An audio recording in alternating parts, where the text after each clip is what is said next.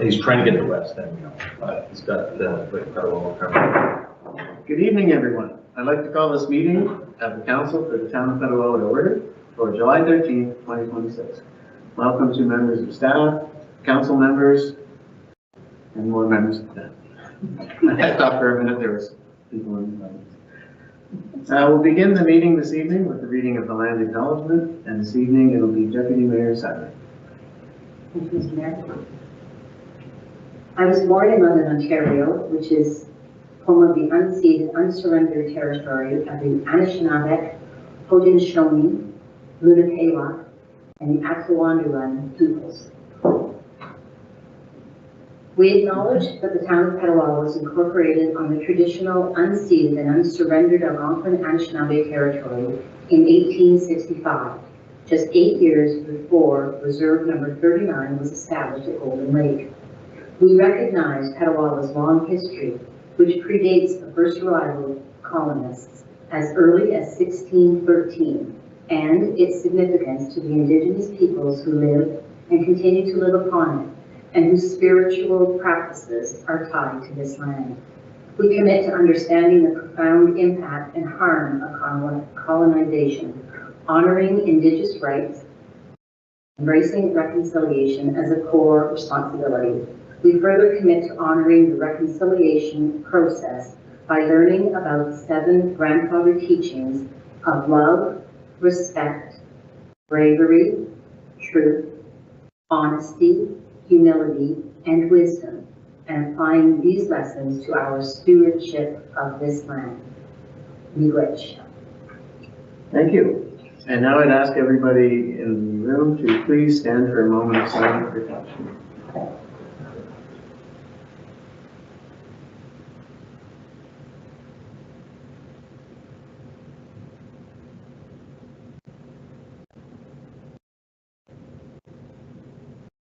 Thank you very much. I need a motion to approve tonight's agenda. Moved by Councillor Carmody, seconded by Deputy Mayor Sabrin, that the agenda for the July 13th, 2026 regular meeting of council be adopted as presented. I'll call for the vote. All in favor? It's carried. Are there any disclosures of pecuniary interest on any of this evening's matters? We have a set of minutes to approve for the council meeting of June 15th, 2026. I need a motion to approve those minutes. Moved by Councillor Roots, seconded by Councillor Donovan, that the minutes of the regular council meeting held June 15, 2026 be approved as printed and circulated. Are there any questions, comments, edits? I'll call for the vote. All in favor? It's carried. We have no presentations this evening, so we'll jump right into bylaws. First, we have bylaw 1841/26, being a bylaw to provide that section 50, paragraph 5 of the Planning Act not apply to Block 8, Registered Plan 49M-118. This concerns staff report PL 14-2026, the lifting part lot control for Block 8, Registered Plan 49M-118 on Samantha Crescent. I need a motion for first and second reading. Moved by Deputy Mayor Sabrin, seconded by Councillor Carmody, that bylaw 1841/26, being a bylaw to provide that section 50, paragraph 5 of the Planning Act not apply to Block 8 Registered Plan 49M-118, be read a first and second time. I'll call for the vote. All in favor? It's carried. Corporation of the Town of Petawawa, bylaw 1841/26, being a bylaw to provide that section 55 of the Planning Act not apply to Block 8, Registered Plan 49M-118, be read first and second time this 13th day of July 2026. I need a motion for third and final reading of bylaw 1841/26. Moved by Councillor Roots, seconded by Councillor Donovan, that bylaw 1841/26 be read a third and final time and passed. Are there any questions, concerns with the bylaw? I'll call for the vote. All in favor? It's carried. Corporation of the Town of Petawawa, bylaw 1841/26, being a bylaw to provide that section 55 of the Planning Act not apply to Block 8, Registered Plan 49-18. We read a third time it passed. This constitutes third and final reading of bylaw 1841-26 this 13th day of July 2026. Okay, next we'll move on to correspondence. First up, we had an amendment to strong mayor power letter from the Honorable Robert J. Platt, Minister of Municipal Affairs and Housing, and it's concerning the strong mayor powers in the upcoming municipal elections in the province of Ontario. So it simply sets out the fact that on June 22nd, 2026, these new rules will take place. The fact that a mayor cannot use strong powers to propose a budget for the 2027 year, cannot fire CAOs or department heads, and cannot dispose of property over $50,000. Now, concerning the town of Petawawa, we have already delegated all those powers previously, so it doesn't really affect us. Are there any comments or questions concerning the correspondence? Okay, so we'll receive that as information. Next, we have 2 letters of appreciation concerning the para hand cycling event that we held here in Petawawa a couple months ago. One letter is from Roger Court, President of the Hand Cycling Club of Canada, and the second one is from Ontario Cycling. Both of them are thanking the town of Petawawa for our participation and for all of the work that our staff put into the races, and the fact that many of the councillors were out there to cheer on the events and participate with the athletes. It was a great event, and it was great to be a part of it, and the staff was very proud and honored to be a part of it as well. So it's great to receive some thanks from both of those associations. That's the second time that they've come now, and considering the letters that we received, it sounds like it might become an annual event in the town of Petawawa, which is great. Any questions or comments on that correspondence? Next, we had a letter. It was a request to remove off-road motorcycle vehicles from the Algonquin Trail. This came from Mayor Steve Bennett of the Township of Laurentian Valley. This is a resolution that the Township of Laurentian Valley put forward, and it's concerning the use of off-road motorcycles on the Algonquin Trail. The Township of Laurentian Valley is looking for support to remove or prohibit off-road motorcycles from the Algonquin Trail. And they're looking for the town of Petawawa to support their motion. Any questions, comments, or concerns on this one? So we have a couple of resolutions. I guess I'll weigh in. It was only a month ago that the town of Petawawa approved off-road motorcycles, licensed of course, and with lights and license plates and licensed driver. We provided permission for anybody in the town of Petawawa with an off-road motorcycle that's licensed to use our roads anywhere in Petawawa to get access to the Algonquin Trail. So, having said that, are there any other questions, comments, or concerns? So we can either support this or not support this, or receive it as information. Anybody want to weigh in on this one, or Councillor Kennedy? I would say we receive it as information. That would be my position. I mean, we've just recently done our bit to allow off-road motorcycles on our roads, so we're not going to go to the pace for it now based on no evidence. Okay, thank you. Deputy Mayor Savin? Thank you, Mr. Mayor. Since we did just approve this and they are asking for us to support the resolution, I would be in favor of saying that I do not support the resolution. Thank you. Thank you. Councillor Roots? Thank you, Mr. Mayor. Yes, and like Councillor Cumry just stated, we just implemented this, and in regards to myself, I haven't had any complaints or any issues, so I think it's premature yet to determine where to sit. Thank you. Thank you. Any other questions or comments? Okay, so it sounds like the town of Petawawa would rather just receive this as information and perhaps take another look at it into the future. It's sort of the kind of thing that would be complaint driven, I guess. And as Councilor Root said, we're not getting an awful lot of complaints within our section of Algonquin Trail. And there are a lot of responsible users of off-road motorcycles, and I have a feeling that the off-road motorcycle users who are causing the problems, they were doing it before they were allowed to use the trail. They're doing it now that they're allowed to use the trail, and were we to prohibit them from using the trail, the same culprits would be back on the trail doing what they were before. So I guess we'll receive that as information and monitor for the future. And finally, there was a letter. It was a request for a provincial review of CBA-based apportionment for shared municipal and provincially mandated services. It came from Mayor Richard Gould of the Corporation of the Municipality of Calvin, which is up around the North Bay area.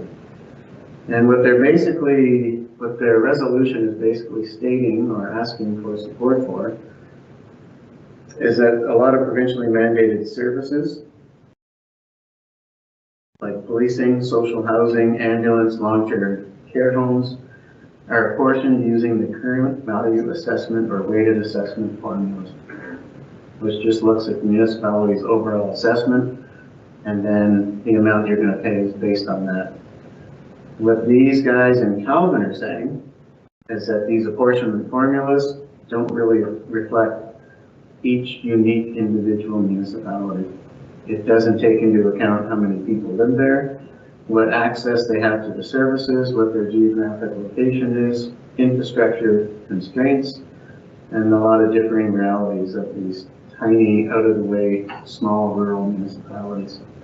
So what they're asking is support to send a resolution to the provincial government to say that we've got to get rid of this old current value assessment formula and either use a hybrid formula, which use part of the CVA and a hybrid formula that they've recommended, or merely go to a household, apportioned by the number of households in the municipality. It was kind of interesting to read the stats they had on it. This would be for the North Bay area, but this tiny municipality of Calvin was paying $393.89 per household, based on the CVA weighted assessment formula, and Petawawa was paying $94.50. So that's a pretty big discrepancy between, and even the larger city of North Bay was only paying $203.56. Anyways, they're asking us to support this.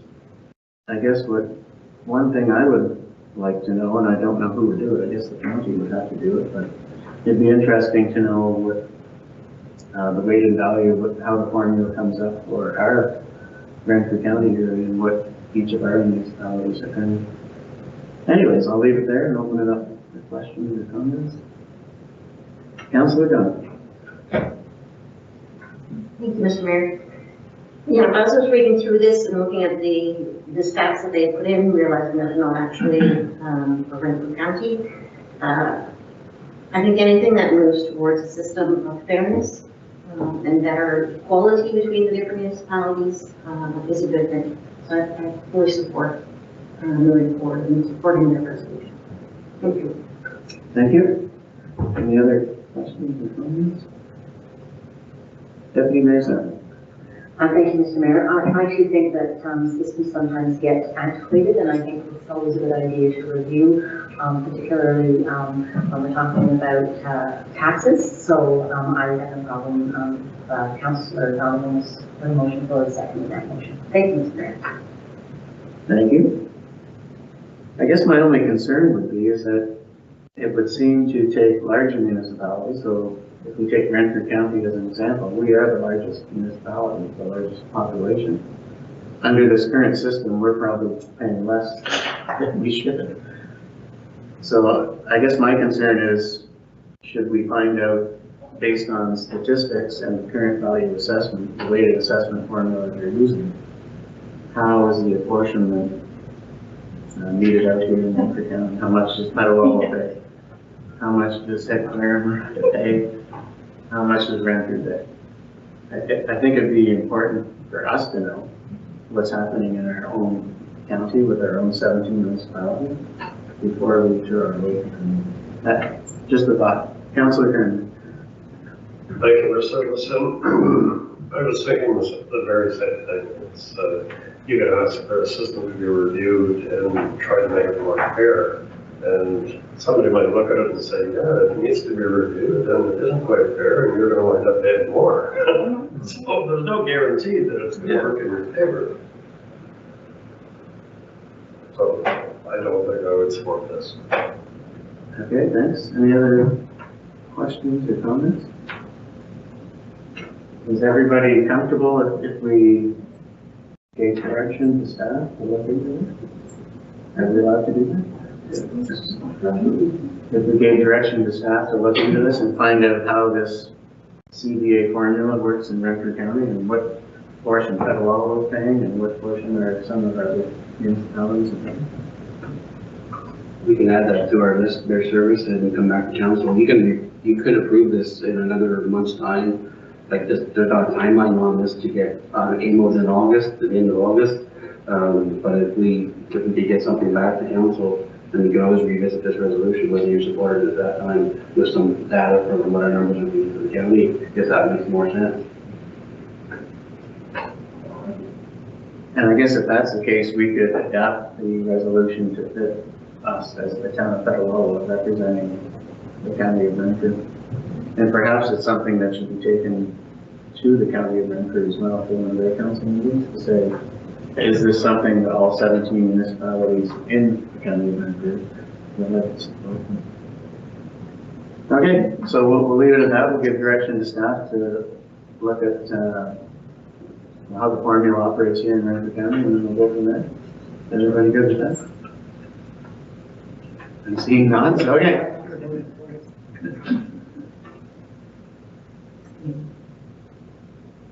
Are we good? Yeah. Okay. Next, we have minutes for the Petawawa Public Library Board, the meetings of April 27, 2026 and May 25th, 2026. I need a motion to approve those minutes.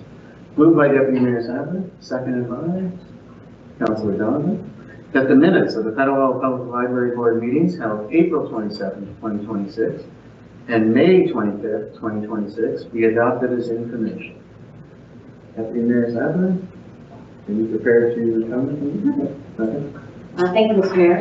It was basically business as usual. As Council will recall, we had an active CEO, pardon me, at that time, and so it was just keeping the business of the library going without any large decisions. So I'd be happy to answer any questions if there are any. But before I do, I would like to just advise council that we concluded the interview process on the 18th of June for the position of CEO. I'm very delighted to advise that Lynn Tweedy, a longtime member of the library and the person who was filling in as the acting, was officially approved on June the 26th as our CEO for the Petawawa Public Library. So please, next time you see her and team, please extend your congratulations. Thank you.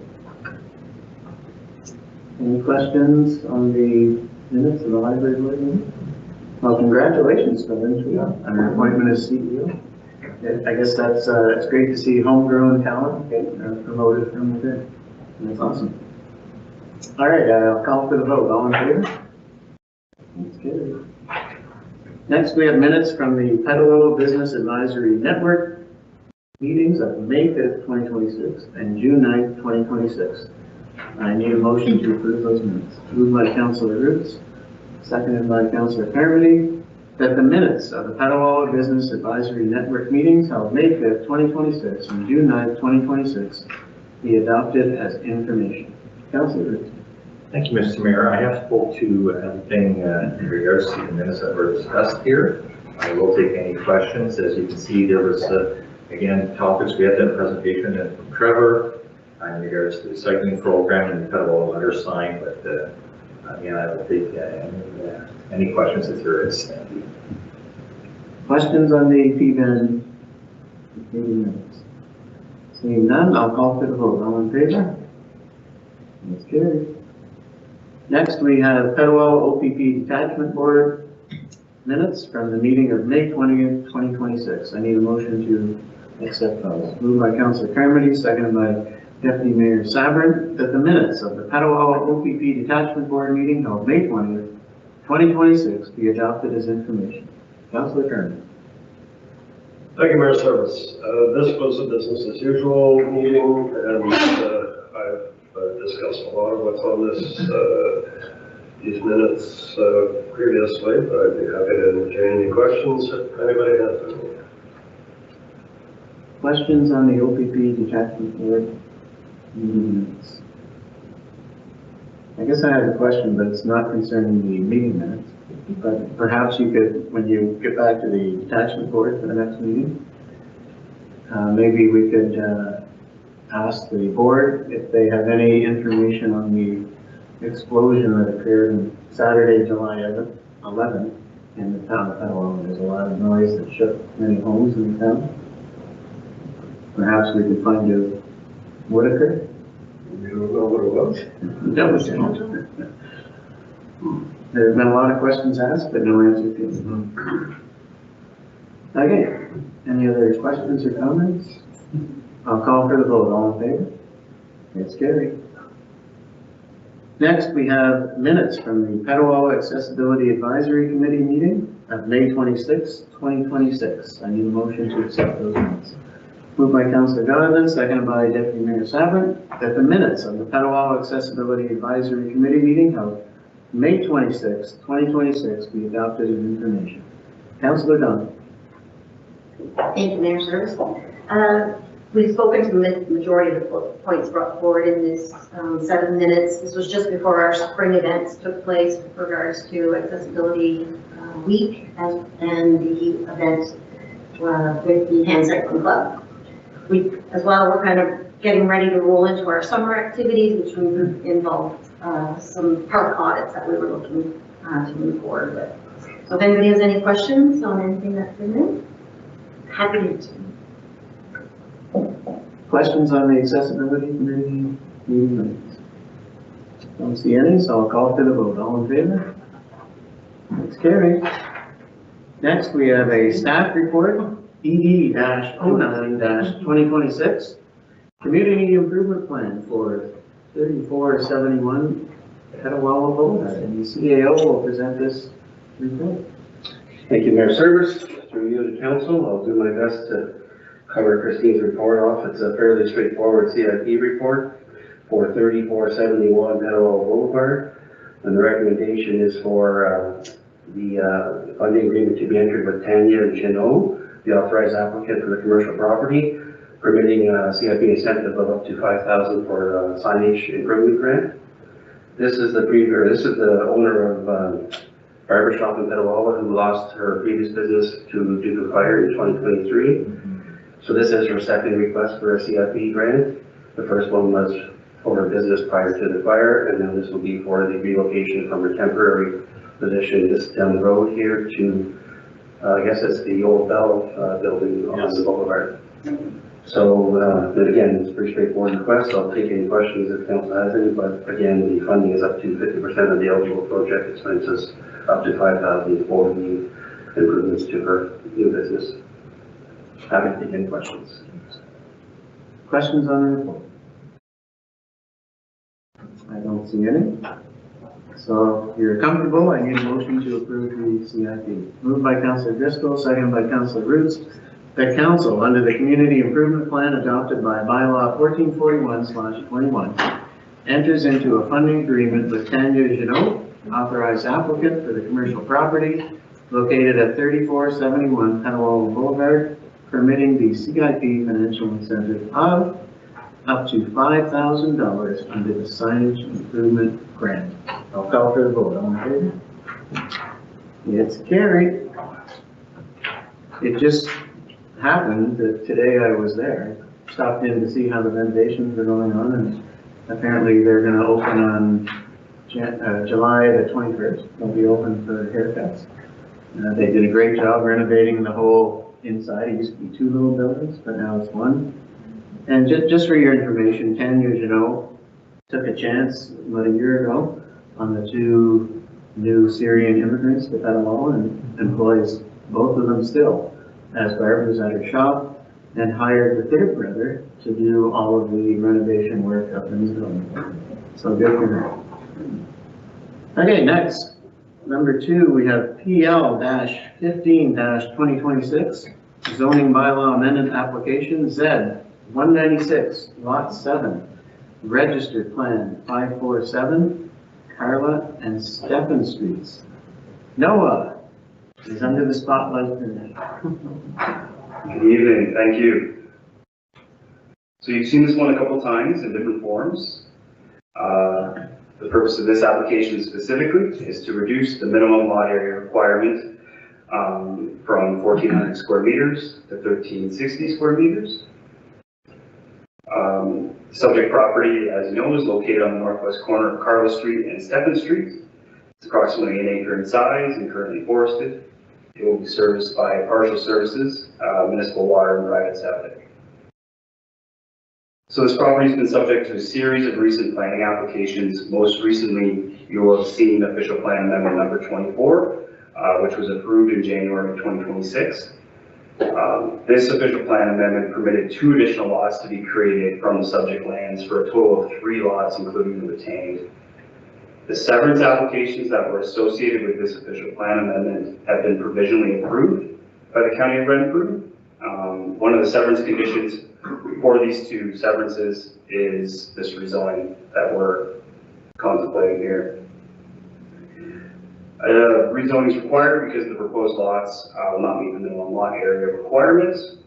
The proposed lot size is supported by a scope nitrate impact assessment, which was submitted as part of the associated official plan amendment. The proponent is seeking a minimum lot area specifically of 1,360 square meters. That provides an additional 10 square meters of buffer space, depending on what the lots turn out to be after surveying. For the planning analysis, for the PPS, the proposed zoning amendment must be consistent with the provincial planning statement.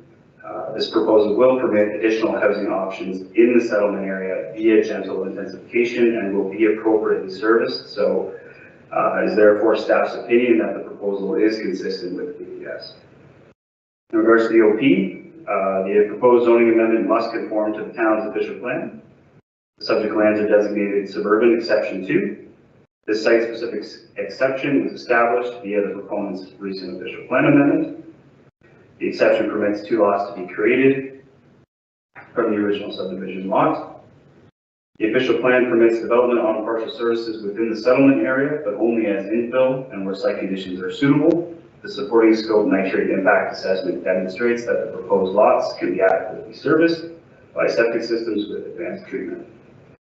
The official plan states that the size and configuration of lots should be appropriate for their intended use and blend in with adjacent development. The proposed lots will contain single detached dwellings, much like the surrounding neighborhood. The proposed lot size is also similar to nearby lots on Blue Jay Way and Cardinal Crescent. For reference on lot size,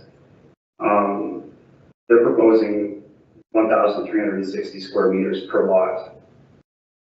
That's just short of the 1,400 square meters that is the standard for partial services in our zoning bylaw. Our zoning bylaw's requirement for a fully serviced lot for a single attached home is 550 square meters. And we're about seeing that in our new subdivisions on single attached, lots that are intended for single attached. So, for example, in nearby Laurentian Highlands, that's Chad, Zachary, Liam. The single attached lots, the smaller ones, you're seeing about 610 square meters. So not far off the 550, that's our minimum standard in our zoning bylaw. So just to give you kind of a reference of how big these lots are, or how small they are, depending on how you want to look at it.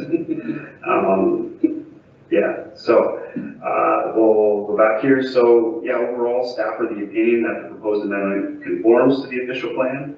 A public meeting has been scheduled for July 20th, 2026. Happy to take any questions. Thanks. Questions on the report? Okay. Thanks for the comparison in terms of lot size. I thought that was important because when you turning a lot into 3 lots, everybody would assume all those have to be pretty small. But those are as big as anything in the area, Blue Jay Way, Cardinal, all those are about the same. So. Okay, so there's a public meeting on July 20th, 2026. Where's that being? Right here? Right here. Okay.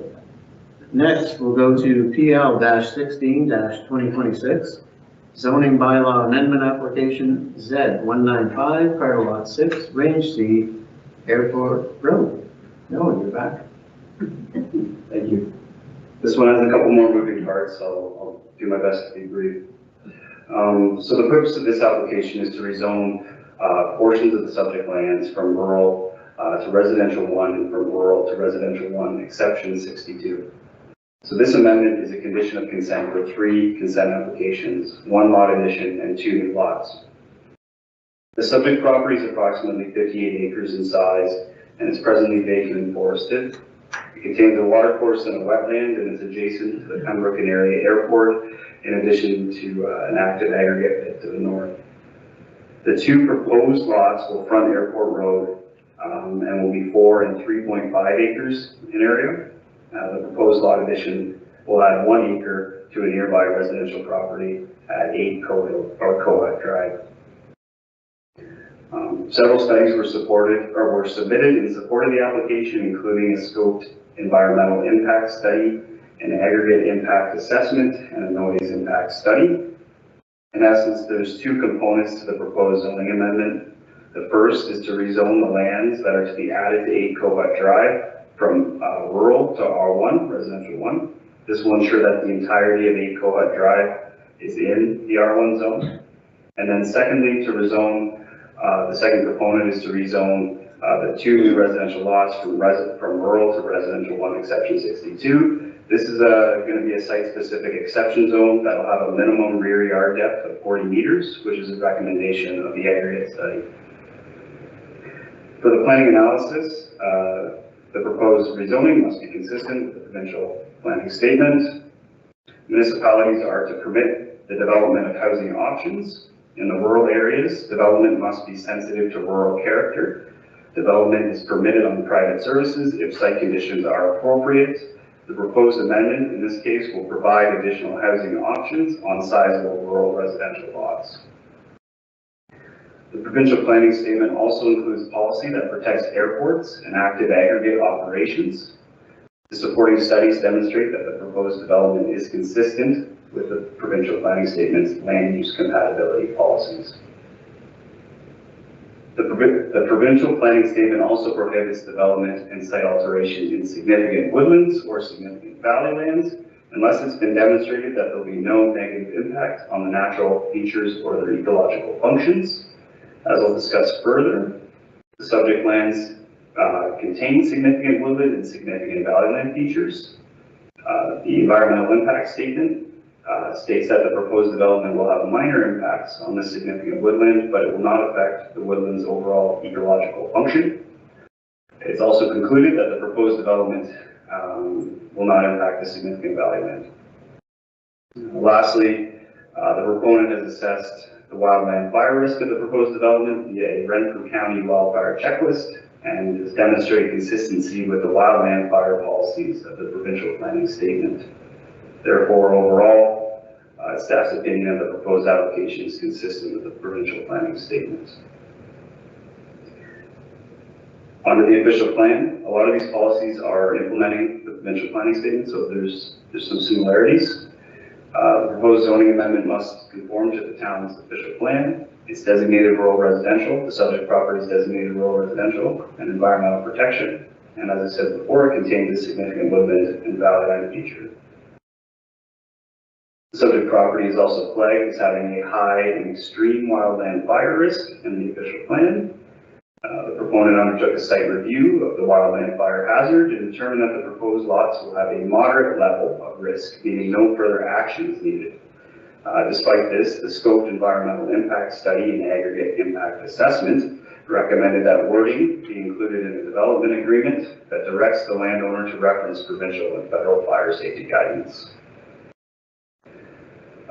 proposed development aligns with the limited controlled residential growth that the official plan intends for our rural residential designation. The official plan states that aggregate operations are to be protected. It specifies a 300-meter influence area surrounding pits, which the subject lands are within. The aggregate impact assessment found that the minimum 40-meter rear yard setback would ensure that all new dwellings constructed on the new lots are outside of this influence area.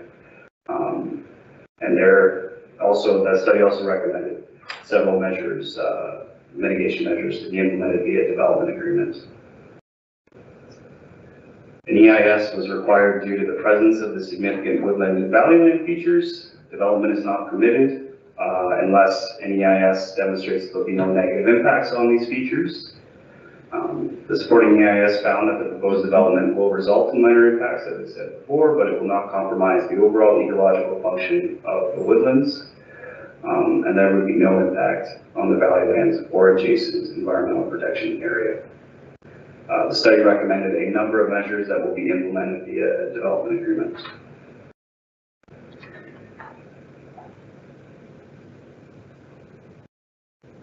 The airport. It's the intent of the official plan to prevent incompatible development from locating adjacent to the airport. New residential development is prohibited within the 30 noise exposure forecast contour. The proposed development is not within that contour, but it is adjacent to the airport. So a study was commissioned, a noise impact study. It found that the proposed development could be completed in a manner that meets provincial noise standards with mitigation measures, which we will again implement via a development agreement. And lastly, the last policy, the official plan limits the number of severances permitted per lot.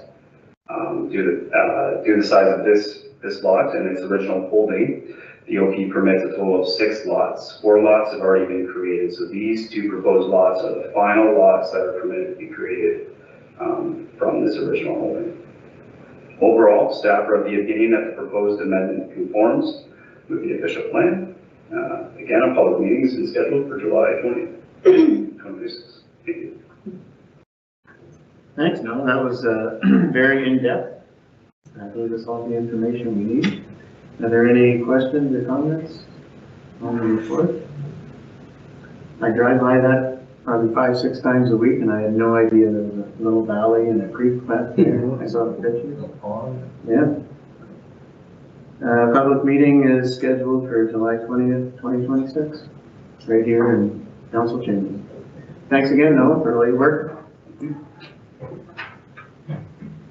Okay, next we have FIN-06-2026, development charges, the treasurer's annual statement for 2025. Megan, you are up. I'm back with another lengthy report, so let's see if we can break my record. In this report, basically there were some changes to the Development Charges Act, which just require that I need council approval to submit this report to the ministry in 2 days' time. So I hope council agrees. There really was only one use of development charges in 2025. There were about $300,000 worth of budgeted items for development charges, but most of those projects didn't happen, and most of that, about $270,000, was related to sewer, which council will see in 2026 in those numbers. So really not anything crazy that went on with what was budgeted for. It was just for the center office foundation, and that was always spent. So it's only just less than $1,200 that was spent in 2025. I'm happy to answer any questions. Yeah. Okay, questions on the development charge? New report? Okay, did a great job. Hopefully you get it out in time. All right, I need a motion to accept. Moved by Deputy Mayor Savard, seconded by Councillor Carmody. That report number FIN-06-2026, Development Charges Treasurer's Annual Statement 2025, be received for information. That council hereby adopts this report by resolution as required, under the Development Charges Act 1997, Ontario Regulation 82/98, that council directs staff to make the report publicly available on the town's website as required under the Development Charges Act 1997, Ontario Regulation 82/98, and that council directs staff to submit the report to the Ministry of Municipal Affairs and Housing by July 15, 2026, as required under the Development Charges Act 1997, Ontario Regulation 82/98. I'll call for the vote. All in favor? It's carried. Thanks, Megan. Thank you. Next, we have LEG-10-2026, application for exemption under Section 5 of Noise Bylaw 368/06 concerning plant operations at 49 Portage Road, Petawawa. And this is about the MTO contract 2025-4049 for Highway 17 rehabilitation. John? Thank you, Council, for having me this evening.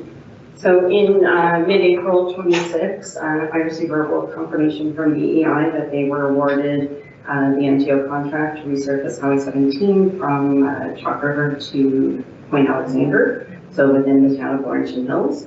That would require night work. At that time, we understood it would occur from 7 p.m. to 11 p.m., like at the plant on Portage, beginning in June under the zoning of extracted industrial.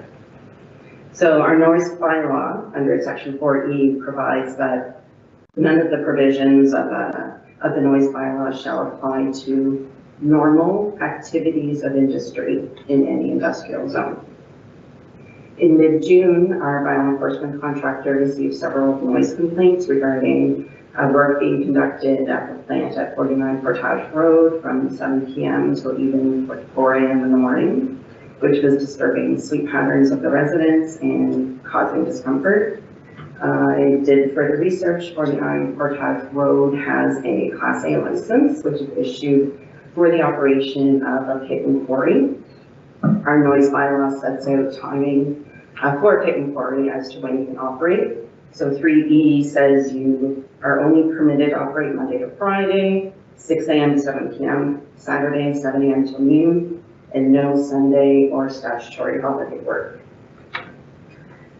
Based on the nature of the complaints received, staff was of the opinion that normal activities of industry under Section 4 does not include the operation of a pit and quarry during overnight hours. At that time, I spoke with Mr. Enright and explained the complaints received and asked that his company submit an exemption to council or request for an exemption under the noise bylaw. I granted a temporary bylaw enforcement exemption only from Monday to Friday, 7 p.m. to 11 p.m., which was of the understanding of what we thought the work was to occur previously. Following our correspondence, BEI implemented measures to reduce the noise experienced by residents. And they are using an alternate entrance. They're not hauling milk asphalt during overnight hours. And since that time, the town has not received any further noise complaints. After my agenda was distributed, I did get correspondence back from MTO, and they concurred that they have not received any further complaints either under the contract. They also are supportive of BEI's application to the town for the exemption. Again, it's not unusual for MTO to do night work. Council's previously authorized those exemptions on Highway 17 within our own municipal boundaries for overnight work for MTO, as well as on Petawawa Boulevard for night work within the municipality. The difference in this instance is the night work is happening in the town of Laurentian Hills, but the plant is located within our municipal boundaries. I asked MTO 3 specific questions, and I just wanted to provide you with their answer as it was received after the agenda was sent out.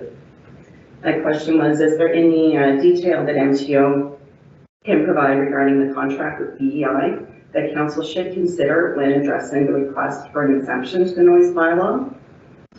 And their answer from MTO was BEI is following the contract's timing restrictions, which does allow them to conduct both daytime and night work.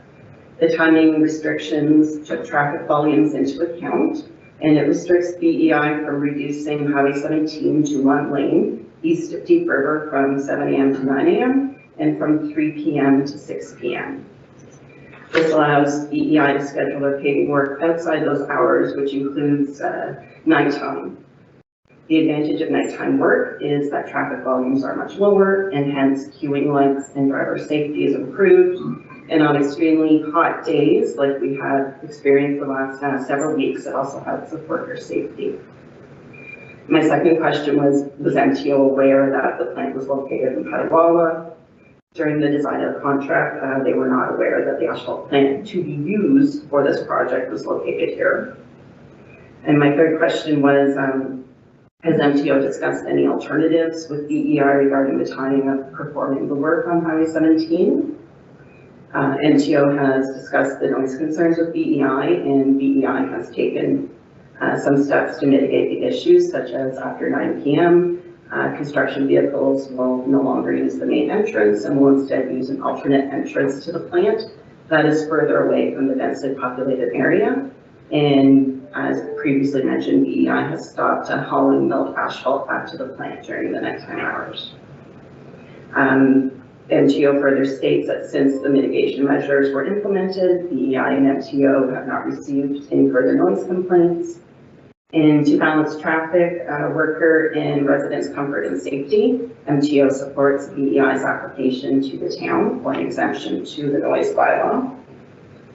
Also included as part of the report was the initial request from Mr. Enright from BEI for council's review. Following MTO's information and BEI, staff is recommending that council does authorize an exemption to the noise bylaw, that it be provided with a temporary exemption to section 3E to operate the asphalt plant on a site with a pit and quarry license. So they'd be exempted from 7 p.m. to 6 a.m. They could operate from Sunday evening to Friday morning from 7 p.m. to 6 a.m. weekly from July 13th to August 28th. Subject to the following, that there are no operations permitted on Sunday, August 2nd. I included this as that is the civic holiday, it is a statutory holiday. So August 2nd from 7 p.m. to August 3rd at 7 p.m. That BEI continues, again, not to haul the milled asphalt back to the plant at night entirely for the duration of the construction contract, so ending on or about October 30th, 26. And that BEI continues not to use the main entrance after 9 p.m. and continues to use the alternate entrance instead. And that bylaw authorizing the exemption be brought forward to next meeting of council. Thanks, Don. Questions, comments, concerns on the report? I think it's good to see the BEI did take some measures once they were made aware of the noise complaints, especially the dumping at 4 a.m. and the noise that the dump truck makes upon dumping would be enough to wake up a lot of people in the neighborhood. So I think it's great that they've taken all those steps. Okay, everybody's comfortable. I need a motion. Moved by Councilor Roots, seconded by Councilor Carmody. The council authorizes an exemption to noise bylaw 368-06 as follows. That Bonashare Excavating Inc. BEI is provided with a temporary exemption to section 3, paragraph E of bylaw 368-06 to operate the asphalt plant on a site with a pit and quarry license from 7 p.m. to 6 a.m. Sunday evening, 7 p.m. to Friday morning, 6 a.m. weekly, from July 13th, 2026 to August 28th, 2026. Subject to the following, that no operations are permitted on Sunday, August 2nd, 2026 at 7 p.m. through to Monday, August 3rd, 2026, which is the civic holiday, at 7 p.m.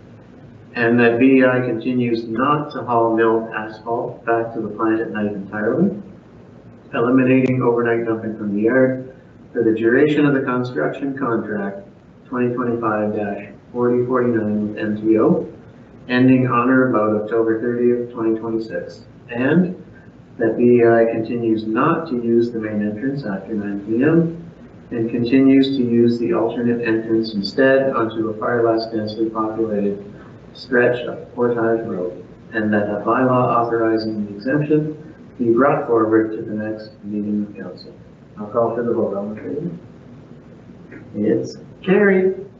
Next, we have LEG-11-2026, the extension to contract with the Ontario Society for the Prevention of Cruelty to Animals for the provision of animal shelter facilities, care, and other related essential services. Done. Thank you.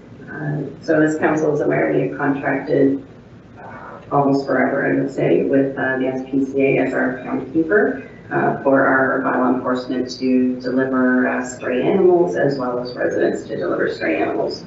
Our current contract expires August 31st. It was a 3-year contract with the option to renew for an additional 2-year periods, subject to the original terms and conditions, and upon receipt of notice, which we have received from the SPCA.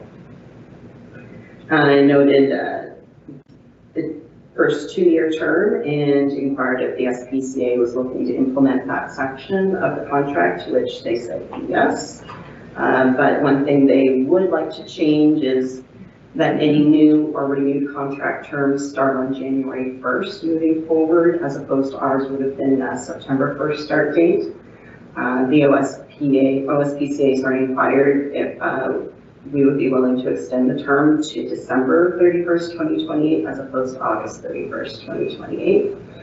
Staff, we are agreeable to this extension as it is easier for budgeting and billing purposes, as we're billed quarterly, January to March, April, June, etc.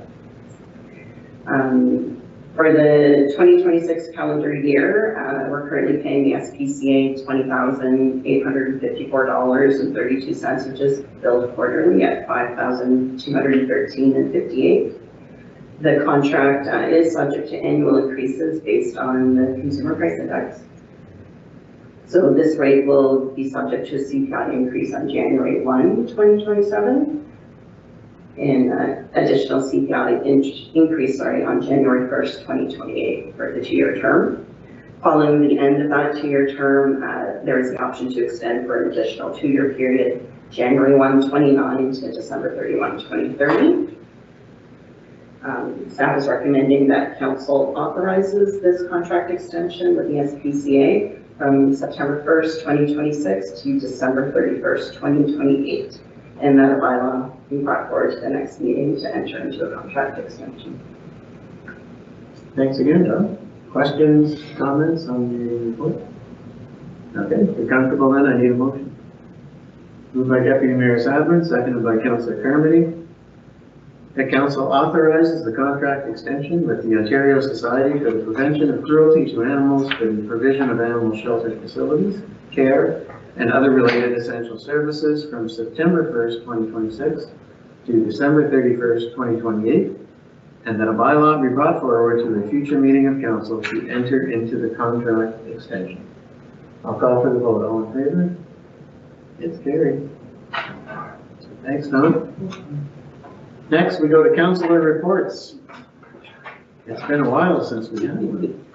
Deputy Mayor Sadler, you know. Thank you, Mr. Mayor. I just like to report that I attended the grand opening of Rise Kind on June 12th. I also participated in the Zone 2 meeting for the OPP detachment boards on the 19th of June in Carleton Place.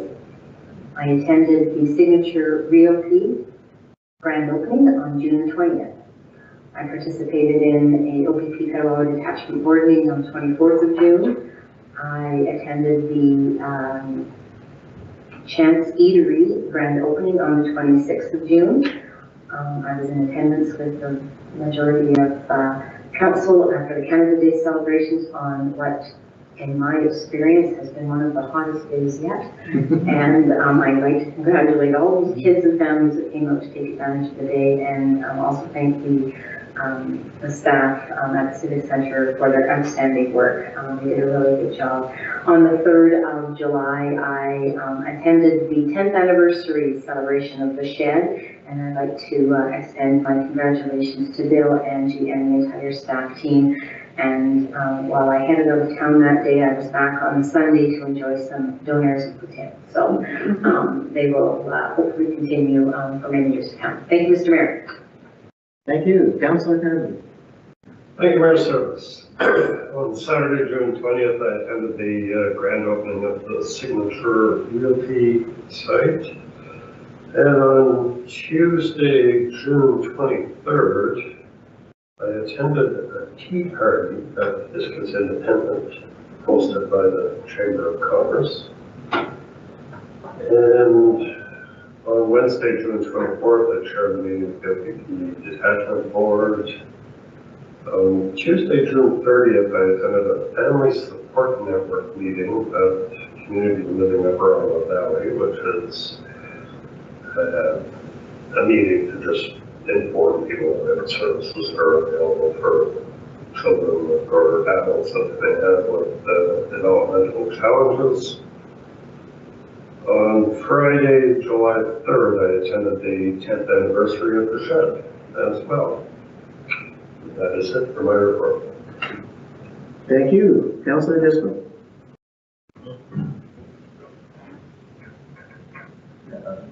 Very well, thank you, Mr. Mayor. I attended the Canada Day celebration with my family, take part in all the festivities. Really big thank you to this town staff for putting that on. It's a great event every year. And other than that, that's it. Thank you. Councillor Johnson. Thank you, Mr. Mayor. I neglected my last report to mention that on the 7th of June, I had the privilege of representing the mayor at the 69th annual ceremonial review of the 638 Algonquin Royal Canadian Cadet Corps, or Squadron. On the 17th of June, I attended a PAC meeting. On the 23rd, I as well attended a tea social offered by the Ottawa Valley Chamber of Commerce. I was at Canada Day, almost for the bullshit. Hands off to the barbecuers who stayed at the barbecue for the duration of the day. Yes, staff did a fabulous job getting everything moving quickly and ensuring that everybody there had a good time, so that was great. And I as well attended the 10-year celebration for the Shed and enjoyed my fish that evening.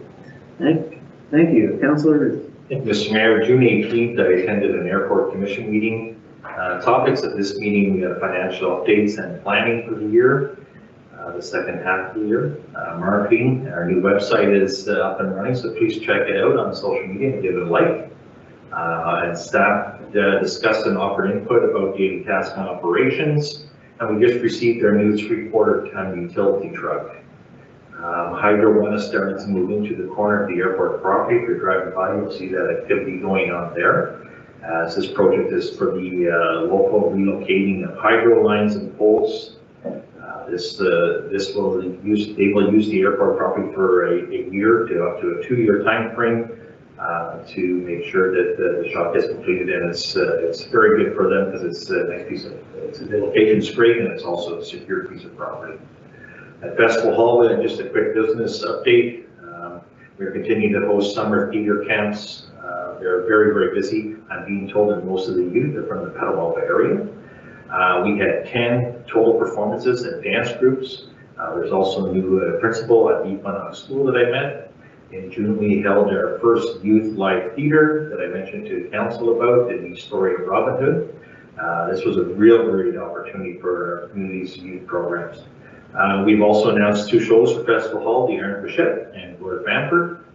We continue to be very busy during the summer with hosting all sorts of programming for all ages. And still many shows and events are going to be announced in the coming weeks as well. Really enjoyed barbecuing in the nice, warm, sunny Canada Day celebrations. There were some great to see the community come out and so many people from outside our community come and visit our town and help celebrate the festivities. I also had the opportunity to wish William Grandy from the Shed a very happy 10th anniversary as well. Thank you. Thank you. Thanks, Councillor Donovan, for representing me at the 638 Squadron Parade. On the 20th, I was also at the Signature Team Realty Grand Opening.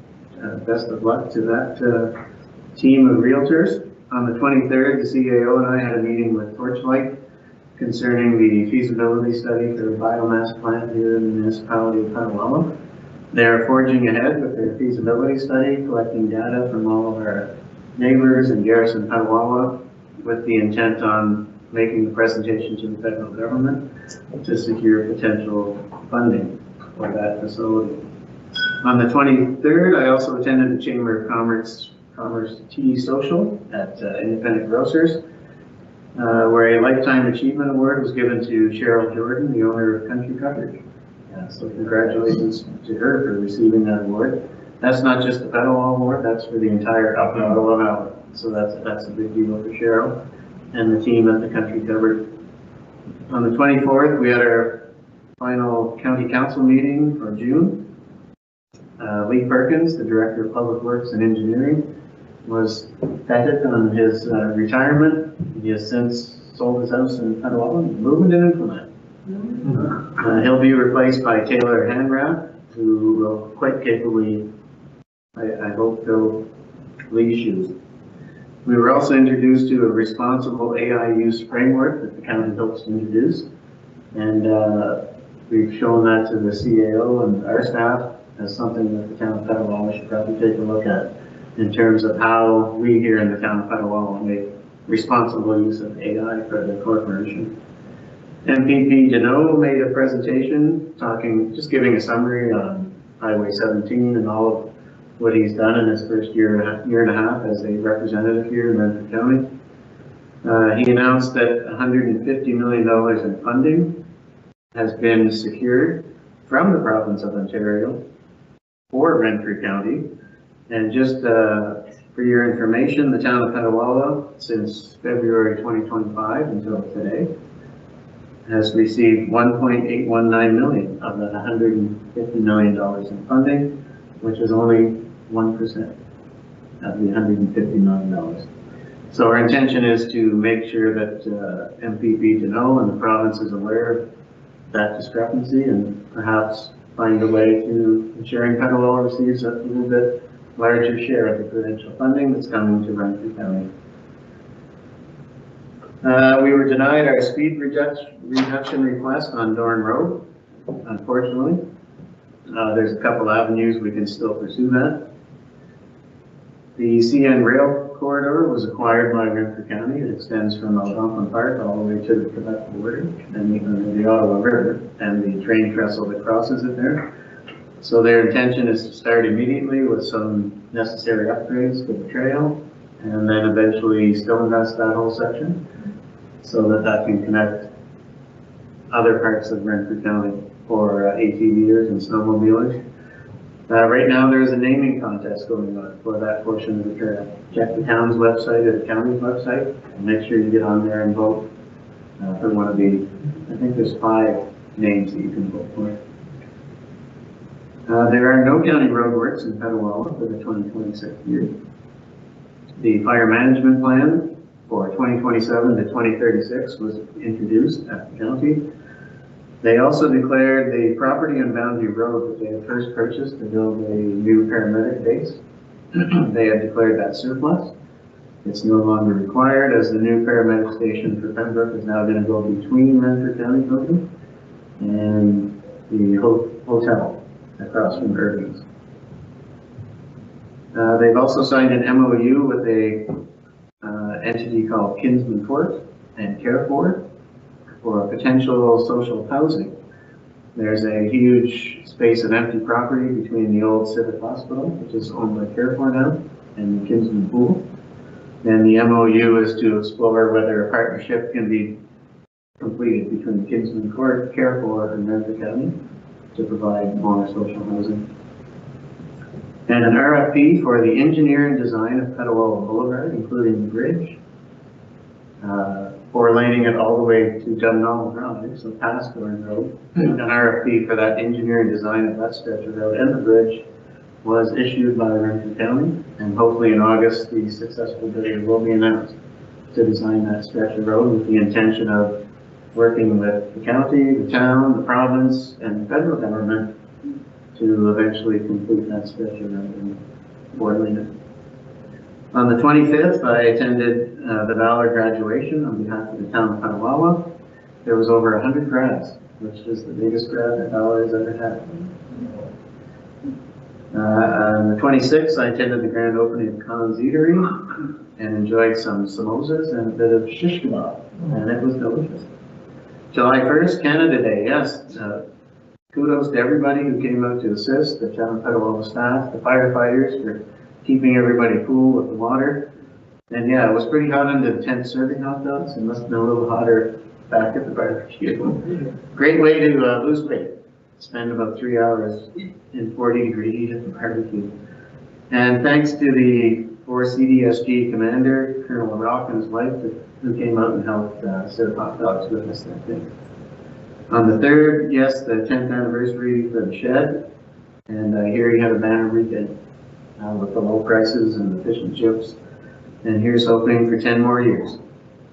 On July the 6th, about 28 kids from summer camp came to the council chambers for a mock council. And on the 8th, there was a meeting about the proposed cricket field at the Civic Center. And that's it. There's nothing for closed. I need a motion for the confirming bylaw. Moved by Councillor Roos, seconded by Councillor Driscoll, that bylaw 1842/26 be read a first, second, and third time and passed. I'll call for the vote. All in favor? It's carried. Corporation of the Town of Petawawa, bylaw 1842/26, being a bylaw to confirm the proceedings of council at its meeting held on July 13th, 2026. He read first, second, and third time and passed. This constitutes first, second, and third reading short of bylaw 1842/26, this 13th day of July, 2026. I need a motion to adjourn.